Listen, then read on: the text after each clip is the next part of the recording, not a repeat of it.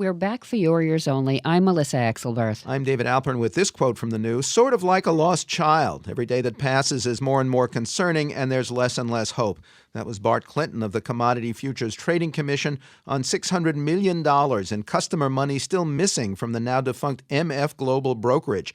New evidence suggests the firm improperly borrowed from client accounts in the face of bankruptcy. Now this. Edgar, you will rise to be the most powerful man in the country. Mr. Tolson, I need someone who I can trust. I want you to be my number 2 man. You understand? I need you. You remember that file we created on his wife? Mrs. Roosevelt. Will you make a copy for me, please? Is that legal? Sometimes you need to bend the rules a little in order to keep your country safe. Even great men can be corrupted. Scenes from the new Leonardo DiCaprio film J. Edgar. Powerful maternal influence, a suspicious male relationship, official blackmail, and a view of corruption that could cover FBI boss J. Edgar Hoover himself. One of the most admired and hated men in American history, Hoover served as director of the FBI for nearly half a century under 9 presidents, and for most of his life was considered a hero and role model. But after his death in 1972, investigations confirmed massive abuses of power, illegal wiretaps, bugs, break-ins, and secret files on hundreds of thousands of people, which gave him leverage from Main Street to Hollywood to the White House. A man who was probably gay, yet who harassed gays. He was also a possible descendant of African Americans who harassed civil rights leaders, and a top law enforcement official who placed himself above the law and ruined many people's lives in the process. A book about the early years that shaped Hoover's life also shaped the new movie. It's Young J. Edgar, Hoover and the Red Scare 1919-1920. By Washington, D.C. lawyer and author Kenneth Ackerman. First published in 2007, reprinted this month in paperback by Viral History Press. And Kenneth Ackerman joins us now for Your Ears Only. Welcome to our program. Thanks for having me, David. Glad to be here. What made you decide to write this book about this part of Hoover's life? What got me started on this was I saw a lot of echoes between the era that shaped Hoover. He came of age. His first job was around World War I in the Red Scare in America just after World War I, right after the Bolshevik Revolution, when people legitimately thought that we stood on the verge of a communist rebellion right here in the USA. I saw a lot of parallels between that era and the period in our country more recently after the attacks of 9/11, 2001. You talked about the Red Scare. Talk about the raids Hoover led under Attorney General A. Mitchell Palmer. What led to them in greater detail and how they were conducted? Well, right after World War I in 1919, there was a period in this country of very wide agitation.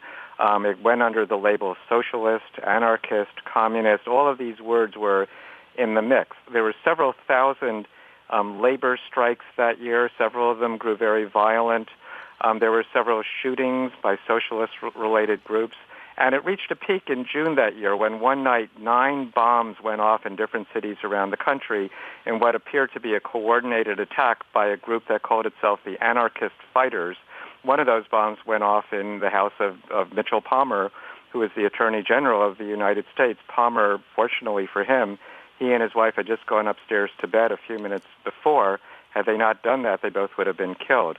That was kind of the last straw, and Palmer decided to lead a crackdown against communists, anarchists, Reds in the country. The Palmer raids, which he assigned Hoover to lead, ended up rounding up between 5,000 and 10,000 people in a period of 3 or 4 months with the aim of deporting them. Most of them were recent immigrants from Eastern Europe. And he almost got away with it. The mood of the country changed when the truth about the raids came out, the fact that most of them were based on very flimsy evidence, and the country turned against him after that. Hoover was about 24 years old at that time.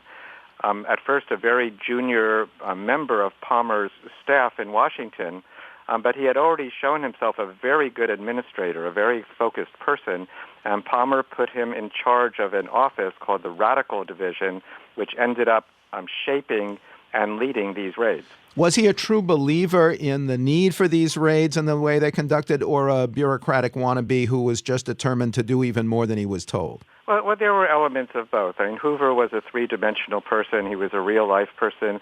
As a young man, he soaked in the atmosphere around him. At that time, the country was behind the raids. They were an outgrowth of the nationalism of World War I, and Hoover drank that in. To him, that was normal. He became leader of them, and once he took that kind of active role in the raids, he was the one who had to defend them when they were criticized. And as you know, when you're criticized, that's when you tend to dig into your position. So by the time the controversy was over, he became very much a true believer. And later on in life, when he was in his 50s and 60s and 70s, as an older leader of the FBI, left to his own devices, he always went back to his distrust of communists and subversives as his number one priority. Eyebrows were raised when Dustin Lance Black was hired to write the screenplay for the new Clint Eastwood-Leonardo DiCaprio movie. Black is best known for writing the Oscar-winning screenplay for Milk about gay activist Harvey Milk, and there have always been rumors about Hoover being gay. What's your take on that, at least his relationship with number 2, Clyde Tolson?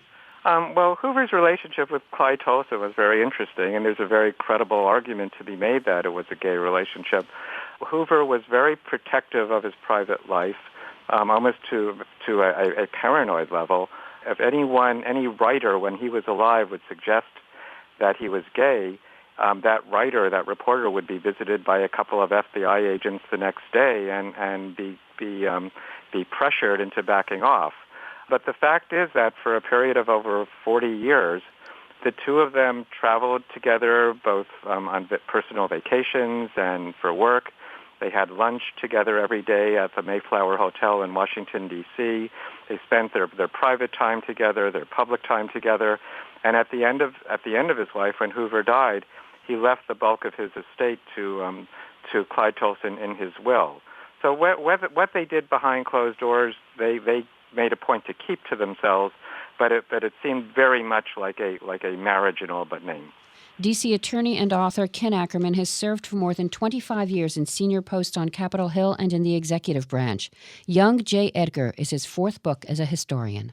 Quote from the news, compete or accept defeat. That was Energy Secretary Stephen Chu on Capitol Hill denying political input in his approval of a $535 million loan guarantee for the now bankrupt solar panel company Solyndra.